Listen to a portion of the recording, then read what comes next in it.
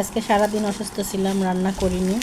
এই তো বিকালে একটু রান্না করলাম, রান্না করে রেখে দিয়েছিলাম। তারপরে একটা মিটিং ছিল, মিটিংয়ে গেছিলাম, মিটিং থেকে আসলাম, আসে এই যে এখন আলু ভর্তা, ঢেঁড়স ভর্তা, বেগুন ভর্তা করব। তো একটা জিনিস শিখলাম, যখন আপনি সুস্থ থাকবেন তখন আপনার আশেপাশে অনেক মানুষ থাকবে। যখন আপনি একটু অসুস্থ হয়ে পড়বেন, যখন সুস্থ থাকতে যে মানুষগুলো আপনার কাছে আসতো, কাছে ঘুরতো, আপনি যখন অসুস্থ থাকবেন সেই মানুষগুলোকে আপনি কাছে পাবেন না।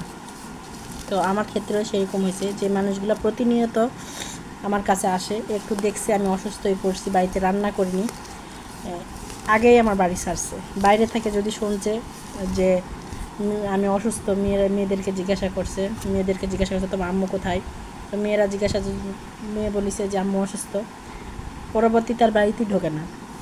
বাড়িতে আসলে যদি যে কোনো সমস্যায় যদি কাজ করতে বলি বা রান্না করে দিতে বলি বা রান্না করে দিতে হয়, এই ইয়াতে মানুষ ভয়ে আসে না। তো যাই হোক, বিপদে পড়লে মানুষ চেনা যায়, ওদের কথাতেই আছে বিপদে পড়লে বন্ধু চেনা যায়, কে বন্ধু কে শত্রু। তো নিয়মিত যে মানুষগুলো বাড়িতে আসে, একটু অসুস্থ হলাম, সেই মানুষগুলো আশপাশ নাই, খোঁজ খবরও নেয় না। তো কী আর করব।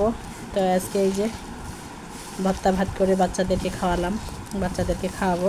তো সবাই দোয়া করবেন যেন তাড়াতাড়ি সুস্থ হয়ে যায়।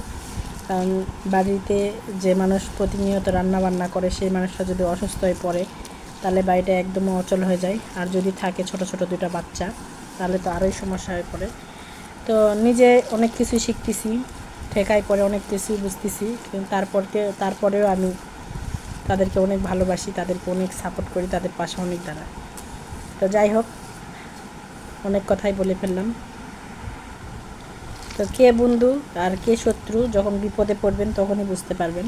বিপদে না পড়লে বুঝতে পারবেন না যে আসলে আপনার বন্ধুকে আর আপনার শত্রুকে। মুখে মুখে কিন্তু সবাই আপনাকে ভালোবাসবে, কিন্তু যখন বিপদে পড়বেন তখন দেখবেন আপনার পাশে আর কেউ নেই। তো অনেক কথাই বলে ফেললাম। তো কে কে আমার মতন এরকম ঢেঁড়স বা ভেন্ডি ভর্তা খেতে পছন্দ করেন অবশ্যই জানাবেন। তো আমি পছন্দ করলেও সেরকম করা হয় না, কারণ আমার বাচ্চারা খায় না। অনেক দিন পর করলাম, অনেক দিন বলতে অনেক দিন। তো গরম গরম ভাত দিয়ে খাবো, আর একটু করবো আলু ভর্তা, আর একটু করবো বেগুন ভর্তা।